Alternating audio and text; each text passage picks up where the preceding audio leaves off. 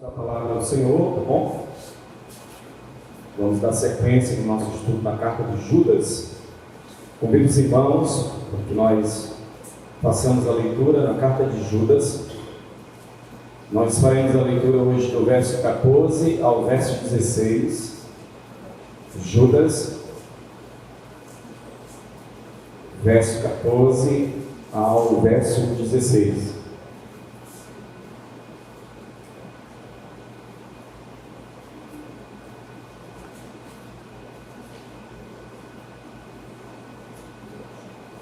Amém, meus irmãos? Diz assim a palavra do Senhor. Enoque, que viveu na 7ª geração, depois de Adão, profetizou a respeito desses homens, dizendo: ouçam, o Senhor vem com incontáveis milhares de santos, para julgar a todos. Convencerá os pecadores de seus atos perversos e dos insultos que pronunciaram contra ele. São murmuradores e descontentes, que vivem apenas para satisfazer os seus próprios desejos. Contam vantagem em alta voz e bajulam outros para conseguir o que querem. Palavras do nosso eterno e bondoso Deus. Senhor, nós te louvamos nessa noite, nós te exaltamos, bendizemos o teu santo nome, ó Deus, pelo privilégio, pela oportunidade de aqui estarmos nessa noite. Pai, diante de ti nessa hora nós te suplicamos pela tua bondade, pela tua misericórdia, para que mais uma vez o teu Espírito Santo nos conduza à compreensão da tua palavra, que sejamos iluminados, Senhor, convencidos por tudo aquilo que o Senhor tens a tratar com o teu povo nessa noite. Reconhecemos a nossa miséria, o nosso pecado, e também, Senhor, teu senhorio sobre as nossas vidas. Pois no nome de Cristo nós oramos, e no nome de Cristo nós te agradecemos. Amém. E amém. Meus irmãos, continuando o nosso estudo na carta de Judas, hoje nós queremos falar sobre o desdobramento do discurso de Judas acerca de todo o conteúdo que até então ele vem falando à igreja de Deus. Ele está agora chegando no que nós chamamos de o ponto final. Ele está concluindo, ele está mostrando o desfecho de todo o ciclo, de tudo aquilo que foi criado por Deus, que até então o próprio Deus ele tem um controle em suas mãos. Falamos desde o início que a base para a compreensão, não somente da carta de Judas, mas de toda a Escritura, é uma das principais doutrinas, que é a doutrina da soberania de Deus. Ele governa tudo e a todos. Vimos como Deus, ele pronunciou antecipadamente o surgimento desses falsos mestres, desses falsos cristos, esses falsos profetas, os hereges, os apóstatas. Nós aprendemos o que é apostasia, nós aprendemos o que é um apóstata, e nós saímos nas noites anteriores, convencidos pelo próprio Deus, pela sua palavra, de que Deus, ele já sabe o que vai acontecer no final. O próprio conteúdo da carta de Judas diz que tais homens imorais, estes que se infiltraram no meio da igreja de Deus, eles já estão condenados, eles serão julgados pelo próprio Deus. Então, nós não temos motivos para ficarmos assombrados com relação a estes imorais. Nós temos que ficar atentos para identificá-los, porque a própria carta, na medida em que nós já fomos estudando, foi nos dando Judas, inspirado pelo Espírito Santo. Ele mostrou quais eram as características desses homens, qual era o perfil destes homens, como eles haveriam de atuar no seio da igreja.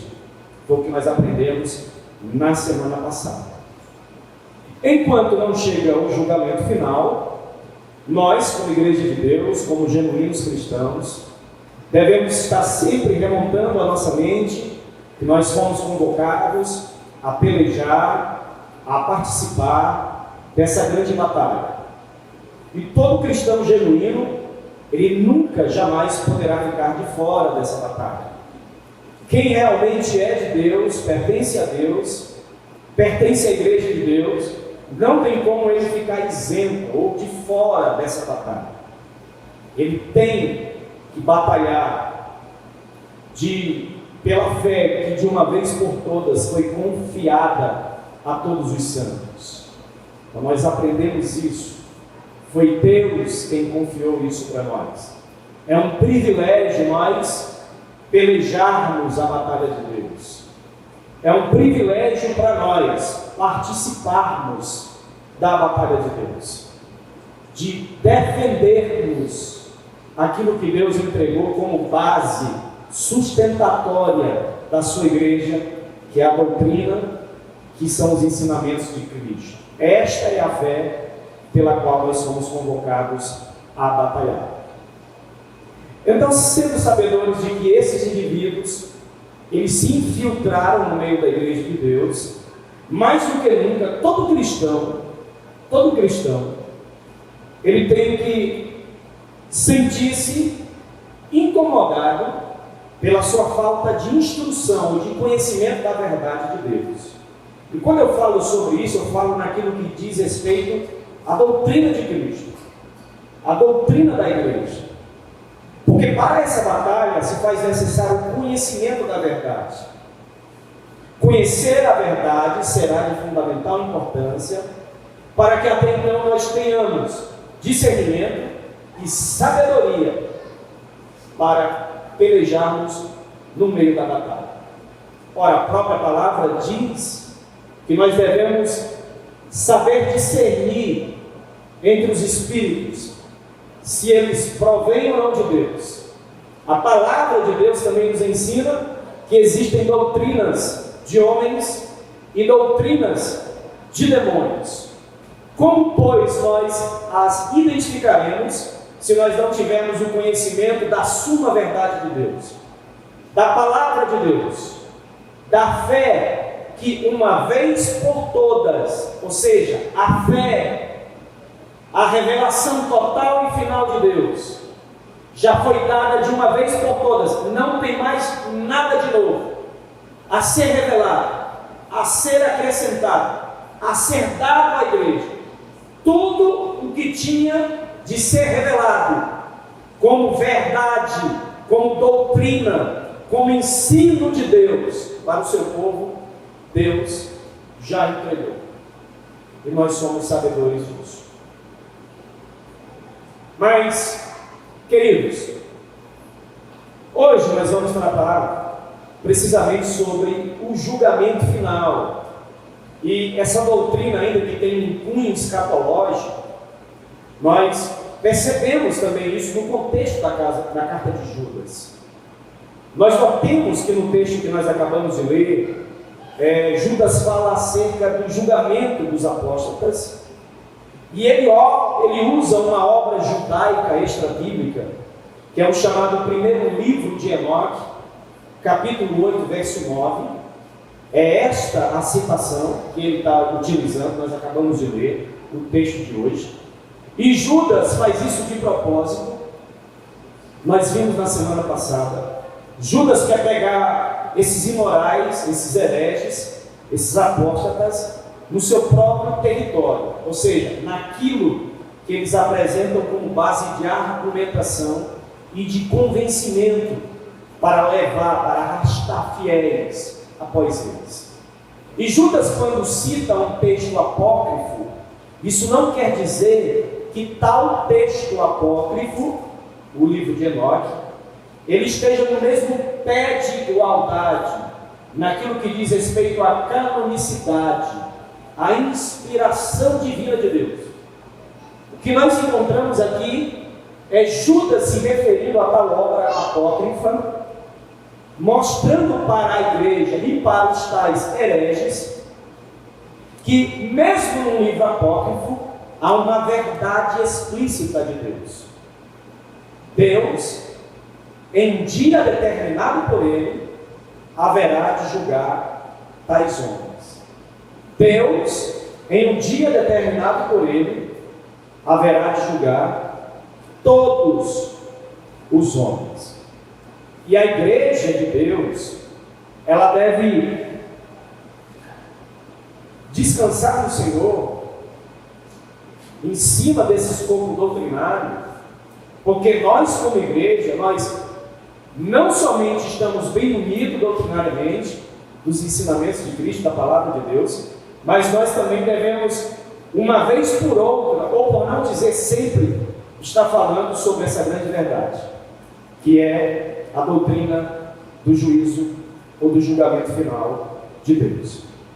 E aqui nós queremos apresentar algumas coisas, algumas verdades que devem fortalecer a nossa fé e, sobretudo, firmar os nossos passos na vida cristã. A primeira coisa é que o julgamento ele é precedido por advertência profética. Deus nunca deixou de anunciar antecipadamente o seu julgamento sobre os ímpios que não se arrependeram, sem que antes ele falasse antecipadamente por intermédio de um profeta. E aqui nós percebemos a forma com que Judas diz: olha, Enoque, que viveu na 7ª geração, depois de Adão, profetizou a respeito desses homens, dizendo: ouçam, o Senhor vem com incontáveis milhares de santos para julgar a todos.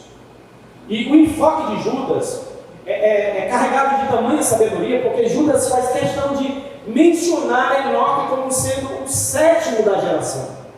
Mas o porquê disso? Porque se você ler o livro do Gênesis, você vai encontrar em Gênesis, capítulo 4, verso 17, um outro Enoque, que apareceu mais cedo do que este Enoque, que é o 7º depois de Adão.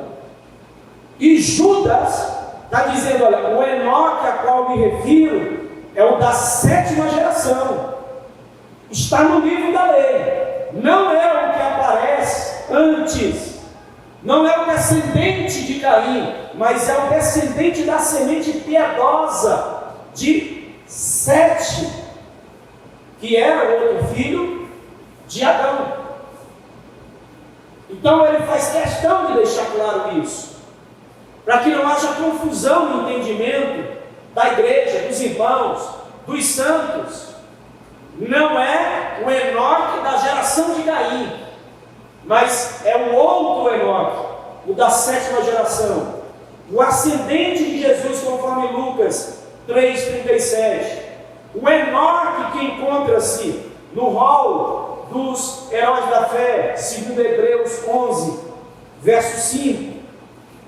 Judas diz abertamente para nós, Judas mostra para a igreja da sua época, que Enoque, ao ter pronunciado tais palavras, ao ter anunciado tais acontecimentos, Enoque ele foi uma espécie de profeta de Deus na sua geração.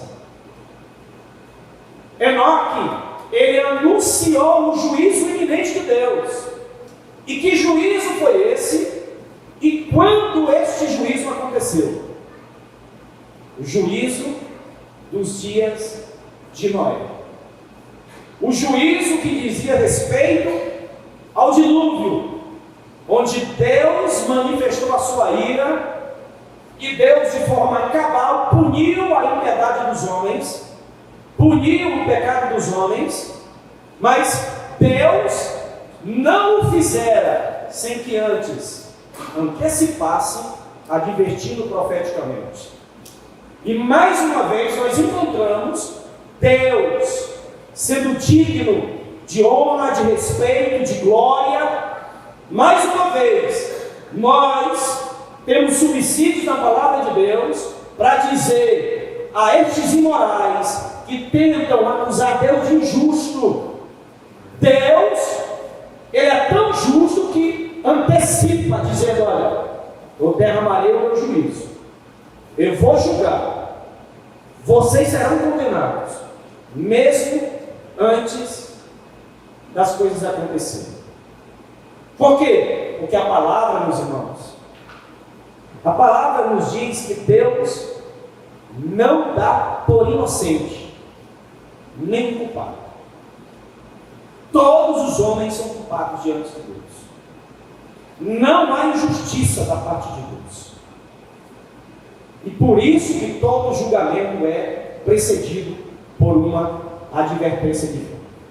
Se nós quiséssemos falar aqui de julgamentos, da demonstração da ira de Deus, nós poderíamos citar aqui inúmeros casos, o caso de Sodoma e Gomorra, a saída do povo de Israel da terra do Egito, na manifestação das pragas na terra do Egito, sempre Deus antecipadamente avisando: olha, eu estou advertindo. E da mesma forma, com relação à consumação dos séculos, a vinda gloriosa do Cristo, nós somos sabedores nas Escrituras, na Nova Aliança, no Novo Testamento, nos livros sagrados, de que Deus, ele antecipa: haverá um julgamento. Deus haverá de julgar todos os homens. Os ímpios serão punidos pelos seus pecados. Ninguém ficará impune diante de Deus, nem mesmo nós ficaremos impunes diante de Deus. Os nossos pecados não ficarão impunes, porque os nossos, os dos eleitos de Deus, os dos servos de Deus, os escolhidos de Deus, tais pecados já foram pagos. Tais pecados já receberam a retribuição na obra expiatória, voluntária do Cordeiro de Deus, que tira o pecado do mundo.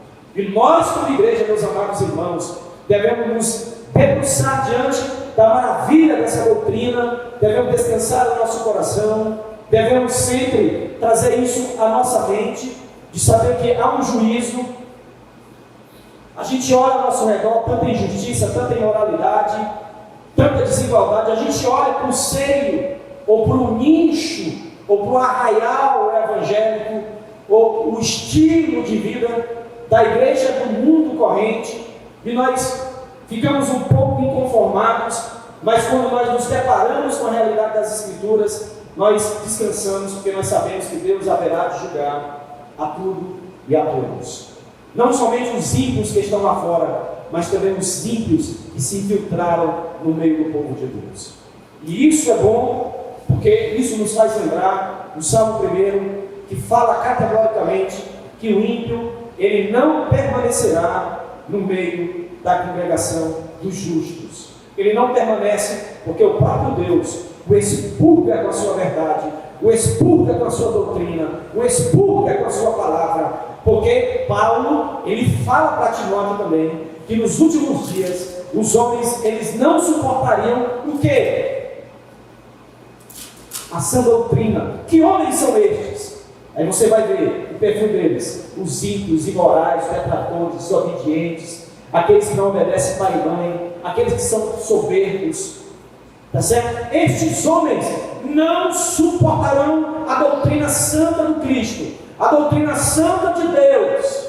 Por isso, meus irmãos, aquietemos, descansemos o nosso coração em Deus, continuemos a amar ao Senhor, amar a sua palavra, amar a sua promessa, a sua vinda, porque Deus está tratando de todas as coisas. Deus está no controle de todas as coisas. Amém, meus queridos? A segunda coisa, meus irmãos, é que o julgamento, ele é promulgado, ou seja, ordenado por uma ação justa de Deus.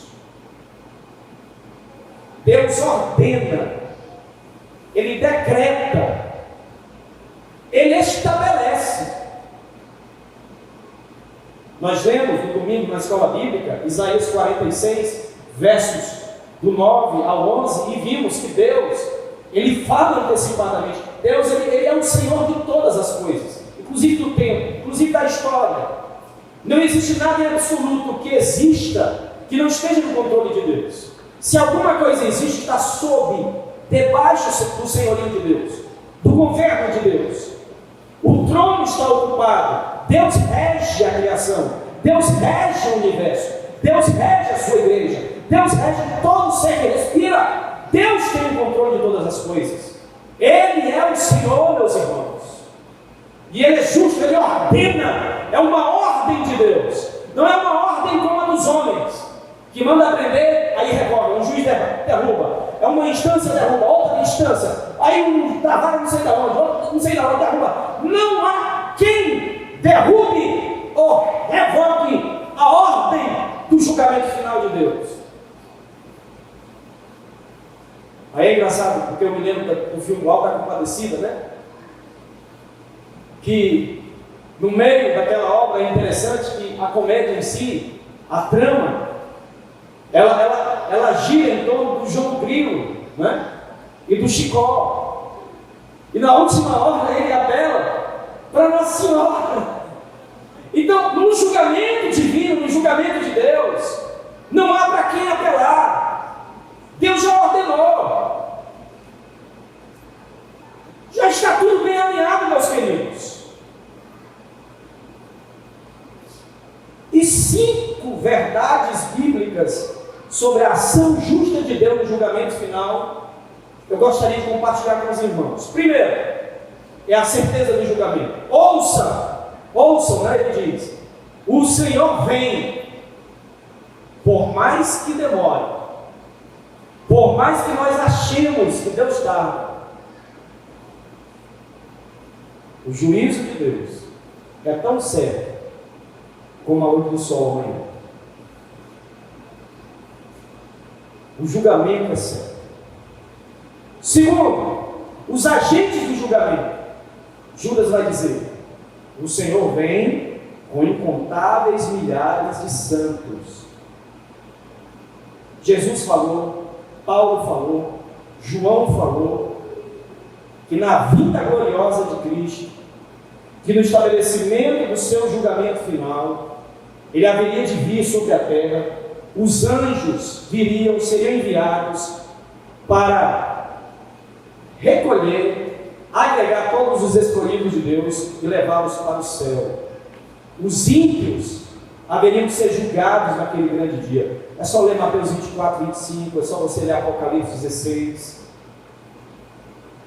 Os agentes do julgamento de Deus. A terceira verdade é a universalidade do julgamento. Judas diz: ouçam, o Senhor vem com incontáveis milhares de santos para julgar a todos. Ninguém absoluto ficará de fora. Grandes e pequenos, a Bíblia diz. Senhores e servos, todos serão julgados por Deus. A outra questão é a transparência do julgamento. O Senhor virá para julgar a todos e convencerá os pecadores de seus atos perversos e dos insultos que pronunciaram contra Ele. O julgamento será transparente, justo, não haverá sombra de dúvidas. Todos serão confrontados diante dos seus pecados. E aqui eu quero abrir um parênteses para falar uma coisa, meus irmãos, que o julgamento de Deus, ele não é comparado ao julgamento dos homens. No julgamento dos homens, provas têm que ser juntadas para se julgar uma pessoa. No julgamento dos homens, há uma possibilidade de se subornar o juiz. Aqui não. Aqui todos estarão diante do reto e do supremo juiz, o Deus eterno todo-poderoso. Ninguém vai poder subornar o juiz. Terceiro, no julgamento dos homens, pode-se forjar provas. Aqui não. Ninguém poderá forjar provas para se isentar e de não ser tido como culpado. O julgamento de Deus é diferente do julgamento dos homens. O julgamento dos homens é um julgamento investigativo. Vai se investigar se a pessoa é ou não culpada. No julgamento de Deus é um julgamento para comprovar a culpa, para condenar. Os livros serão abertos, Apocalipse capítulo 20, do verso 11 ao verso 15. E um outro livro vai ser aberto, que é o livro da vida, para mostrar para aquelas pessoas que os nomes delas não estavam escritos no livro da vida. E aprenda uma coisa, meus irmãos: o nome, ele é escrito no livro da vida, não na hora em que a pessoa é evangelizada e ela confessa a Cristo como Salvador, como determinadas igrejas ensinam. O nome está escrito no livro da vida antes da fundação do mundo. Quem confessa, confessa porque o nome já estava escrito. Quem recebe a mensagem do Evangelho é porque o nome já estava escrito no livro da vida. Deus nos amou antes da fundação do mundo. Ele nos elegeu antes de todas as coisas. Este é o verdadeiro ensino da doutrina da eleição, da predestinação, e nela nós nos debruçamos e nós descansamos. O nome está no livro da vida. Quinta, a justiça do julgamento. Deus, Ele vai convencer os pecadores de seus atos perversos, dos seus insultos que pronunciaram contra Ele.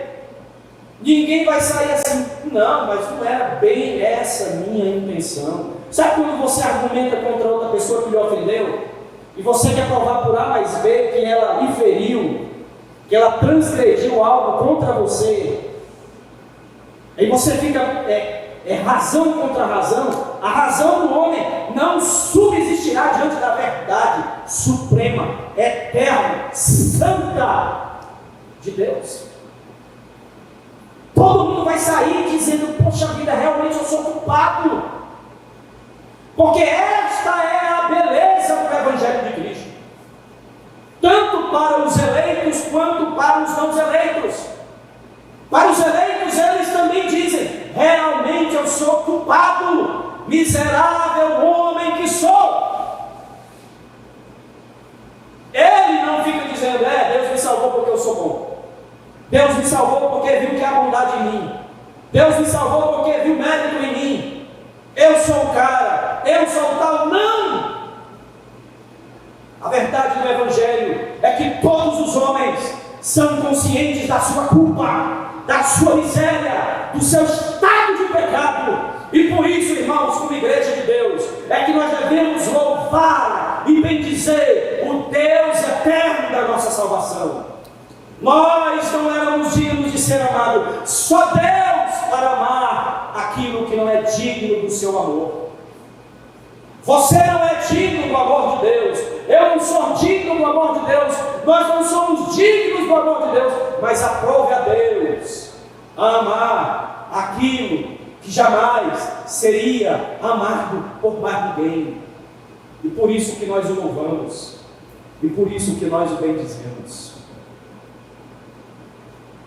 Que maravilha é nós sabermos disso. Os insultos dos ímpios, o dia deles está chegando, como também o nosso está chegando, o dia glorioso do Senhor. Descansemos, irmãos. O próprio Pedro, na sua carta, ele vai dizer: está faltando um pouquinho de tempo só, está faltando só um pouco de tempo, tenha paciência, descansem em Deus, descansem na sua promessa, porque para Deus um dia é como se fosse 1000 anos, e 1000 anos como se fosse um dia. Não está demorando. Deus haverá de vir na hora certa, na hora em que Ele marcou. Terceiro ponto, meus irmãos, é que o julgamento é provocado pelos atos dos homens ímpios. Os atos dos homens provocam o julgamento. Olha aqui, 5 marcas dos atos deles. São murmuradores, olha o que Judas está dizendo no verso 16. São murmuradores, descontentes, vivem apenas para satisfazer seus próprios desejos, contam vantagem em alta voz e bajulam os outros para conseguir o que querem. Está aqui. Estas são as marcas. Estas são as características. Estes atos serão suficientes para que tais imorais sejam julgados por Deus e condenados por Deus. Por quê? Porque tais atos só mostram que eles vivem para a glória de si mesmo, que eles vivem em busca dos seus próprios interesses. Eles descartam toda a possibilidade da existência de Deus. Eles negam Deus nas suas vidas, ainda que falando em nome de Deus. É gente que não quer ser desagradada, por isso torna-se murmuradora, só olha para o que não tem. É gente descontente com a vida, só pensa em si mesma. São pessoas que querem satisfazer seus próprios desejos, só quer ser reconhecida. São gente que é arrogante, é gente que só conta vantagem, é gente que só quer receber favores, é gente que adula, que bajula, que só quer falar os que os outros querem ouvir para conseguir o que eles querem. Assim são esses imorais, assim são esses homens. Perceba aqui o perfil do falso profeta, o perfil do apóstata Alexandre. O perfil desses imorais é quem tem que ter cuidado. É aquele perfil que muita gente diz: poxa, aquele homem de Deus, aquele pastor, ele é tão amoroso, ele é tão legal, ele é tão gente fina, ele é tão bonzinho. Eles são carismáticos, eles enganam, porque eles fazem de tudo para alcançar o que eles querem. Por que eu disse que ele tem que ter cuidado? Porque um homem de Deus, ele pode sim ser amoroso. Como? Beijando, bajulando, adulando, pregando o que você quer ouvir? Não. Ele pode ser amoroso, pregando a verdade, com a firmeza, não negociando nem o princípio da verdade do Deus eterno, da sã doutrina de Deus. Não, meu irmão. Tenho amor por você, por isso que eu estou lhe falando essa verdade. Tenho amor por você, por isso que eu estou sendo duro. Cisura em palavras, porque as pessoas confundem o amor. Amor e verdade devem andar juntas. Gente que diz que ama, mas que não fala a verdade, não ensina a verdade, não prega a verdade, não estabelece a verdade como marco de Deus, não ama, porque a Bíblia nos adverte que são perigosos. E leais são as feridas feitas por aquele que te ama, mais do que os beijos enganosos dos bajuladores. Oh, minha irmãzinha, oh, minha queridinha. E a pessoa está vendo que você está caminhando para o precipício, para o abismo. Você vai se ferrar na vida e ela está achando é bom. Ela não lhe adverte, ela está vendo. Mas aí quando chega realmente uma pessoa que te ama e diz assim: ó, irmão, senta aqui, está errado. A Escritura não diz isso. Não, mas é porque eu senti de Deus. Você sentiu foi do diabo. É porque o meu coração, enganoso é o coração do homem. Não vá pelo que você sinta, vá pelo padrão de Deus. Vá pelo que está escrito. Vá pela palavra de Deus. Gente que vive pelo que sente, vive metendo o pé na jaca, vive quebrando a cara. Jamais na minha vida Deus me livre e me guarde de viver pelo que eu sinto no meu coração, porque eu sinto tanta coisa nojenta, e você há de convir comigo que você também sente. Hoje mesmo você sentiu, talvez agora você ouvindo esse duro sermão, você pode estar sentindo alguma coisa, uma raiva de mim, ou da palavra de Deus, ou dessa igreja, ou desses irmãos. Não vá pelo que você sente, vá pelo que o eterno Deus fala abertamente para você na Escritura. Ame a palavra de Deus. Enoque advertiu, Noé advertiu, gritou, falou abertamente. Por que nós não podemos ser radicais? Uma vez o irmão disse para mim: ah, pastor, você é muito radical. Com muito prazer. Sou radical. Sou radical. O politicamente correto não tem espaço no Evangelho. Jesus nos deu prova disso. Os apóstolos também. As Escrituras nos advertem acerca dessas coisas. A igreja de Deus, entenda isso, e todas as vezes que eu falo isso, tem gente que fica com a pulga atrás da orelha. Tem gente que fica assim, bem ranzinza comigo. A igreja de Deus, conforme o que Cristo ensinou, ela tem que ser odiada pelo mundo. Igreja que é amada pelo mundo é a igreja que Deus abomina. Igreja que é amada pelo mundo é a igreja que Deus vomita da sua boca. O mundo tem que odiar a igreja, porque nós não somos do mundo. Porque se nós fôssemos do mundo, o mundo nos amaria, porque o mundo ama aquilo que lhe pertence. A luz que está sobre a igreja, a luz de Deus, que é a palavra revelada, inspirada e iluminada pelo Espírito, o estilo de vida que tu tens, vida piedosa, vida santa, denuncia as trevas desse mundo, a vida de pecado desses homens, desses imorais, os de fora e os de dentro. Denuncia uma vida santa. Você pode até não falar nada, mas irmão, Paulo diz a Timóteo que aquele que procura viver piedosamente, ele vai sofrer, porque não é fácil viver uma vida de piedade, uma vida santa, uma vida devota a Deus. Não é fácil.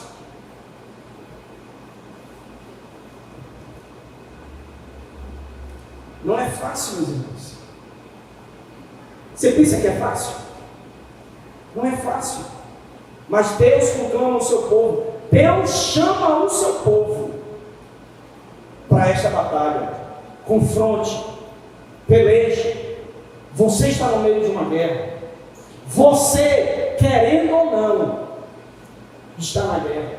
Você, querendo ou não, vai sair ferido. Ontem eu conversando com um casal, e lá estava em casa, conversando, e disse assim: olha, nenhuma alegria do mundo se compara ao valor, ao gozo de toda dor que seja provocada por amor ao Evangelho. Nenhuma alegria desse mundo. A dor que nós sofremos por causa da causa de Cristo, a dor que sofremos por causa do Evangelho de Cristo, Alexandre. Paulo diz aos Filipenses, capítulo 1, do verso 29, que a nós foi concedido não somente o crer, mas também a padecer por amor a nosso Senhor e Salvador Jesus Cristo. Isso é privilégio. Sofrer por amor a Cristo é privilégio. Às vezes eu converso com algumas irmãs e um tempo, ainda hoje eu sou tido, o pastor não tem amor. Porque às vezes alguns irmãos chegam para mim e dizem: pastor, eu estou sofrendo, eu estou passando uma luta. Aí quando a pessoa começa, não é insensibilidade minha, apenas digo: bem-vindo ao Evangelho. Você é um privilegiado. Você é uma privilegiada, você está sofrendo por amor a Cristo. Porque qual é a grande verdade da vida dos homens? Qual é a grande verdade da vida cristã? E Pedro, lá na frente nós vamos estudar. Se é que nós sofremos como ladrão, como homicida, como adúltero, melhor nos é sofrer como cristãos. Não tem como. É melhor sofrer como cristão do que como um adúltero, do que como um ímpio. Não tem como escapar do sofrimento. O sofrimento também é uma disciplina de Deus, onde nós aprendemos mais de Deus, onde nós nos aproximamos mais de Deus, onde nós conhecemos um pouco mais do amor de Deus. Só quem sofre pode dizer: o Senhor é meu pastor e nada me faltará. Só quem sofre é que pode dizer: o Senhor enxuga minhas lágrimas, eu tenho um amigo certo nas horas incertas.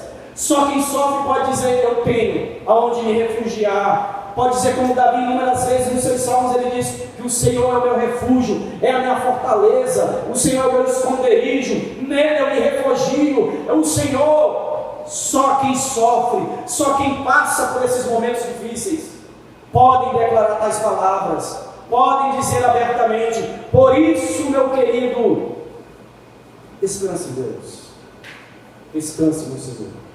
Por fim, o julgamento é publicado para a advertência perpétua. Por isso, se você entrou nessa noite e você ainda não se rendeu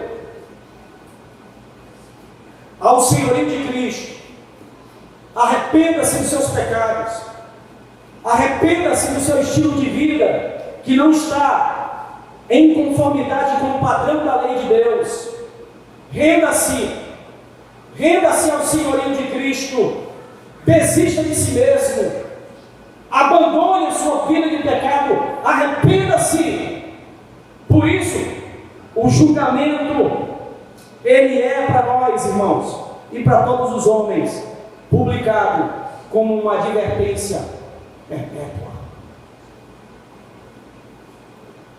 Devemos constantemente nos submeter ao senhorio de Cristo, para que naquele grande dia, e aqui eu quero terminar minha palavra, nós possamos ouvir: vinde, benditos de meu Pai, possuir por herança o reino que vos está preparado antes da fundação do mundo.